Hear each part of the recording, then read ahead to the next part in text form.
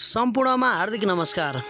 हामीले श्रम र सहयोगबाट महालक्ष्मी नगरपालिका वडा नम्बर 6 मा पिपलडाँडा बनाउँदैछौँ। त्यस्तै हाम्रो महालक्ष्मी नगरपालिका वार्ड नम्बर 6 मा अति आवश्यक चिज भनेको यस खरानी डाँडा, जहाँ कि उभो खनेहर्का उँधो सिकरकटेरी यहाँनेरि भनेको हामी जो कोही आउँदाखेरि माङमायाबाट होस्, हिले, धनकुटा, इटरी भनौँ भोजपुर सङ्घर्षबाट आउँदाखेरि गाडी नपाएको खण्डमा हिँड्दै आउनु पर्ने हुन्छ। ठाडो उकालो बाटो छ।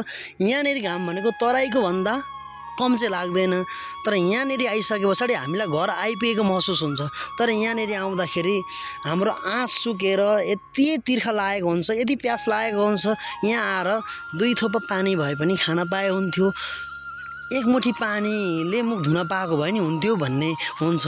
अनि यहाँनेरि हामीले यहाँनेरि यो जुन देखिरहेको छ, यहाँनेरि एउटा ट्याङ्की बनाएर यतातिर हावामल बनाएर यहाँ शीतल खाने ठाउँ र यहाँनेरि पानी जमाएर यहाँ भित्रतिर या कतैतिर पानी खसाउन पाएदेखि हाम्रो महालक्ष्मी नगरपालिका वार्ड नम्बर 6 मा आउने जति पनि आगन्तुक हुनुहुन्छ या स्थानीयवासी हुनुहुन्छ, उहाँहरूको लागि एउटा तिर्खा लागेको बेला प्यास मेट्ने र गर्मी भएको बेला शीतल प्रदान गर्ने ठाउँ पनि बन्छ भन्ने हिसाबले मैले यो जग्गा जसको उहाँसँग आजभन्दा 1 महिना अगाडि कुरा गरेको थिएँ। यहाँनिर एउटा ट्याङ्कीका लागि थोरै जग्गा दिनु न, यहाँनिर हामी श्रम र सहयोगबाट एउटा ट्याङ्की बनाउँछौँ।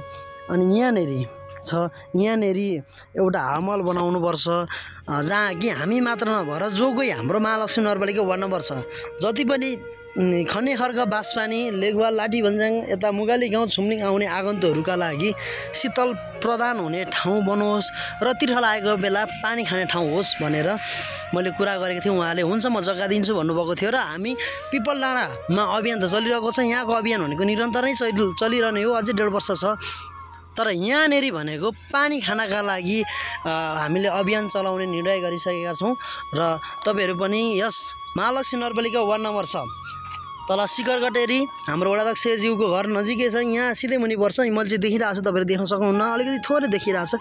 यहाँनेरि र उँभो माथि सिकरकटेरी के अरे खनेहर्कको बिचमा हामी खानेपानी ट्याङ्की झार्न खोजिरहेका छौँ, राख्न खोजिरहेका छौँ। यहाँहरू अभियानमा जोडिनका लागि हार्दिक अपिल गर्दछौँ। हस्, धन्यवाद, नमस्कार।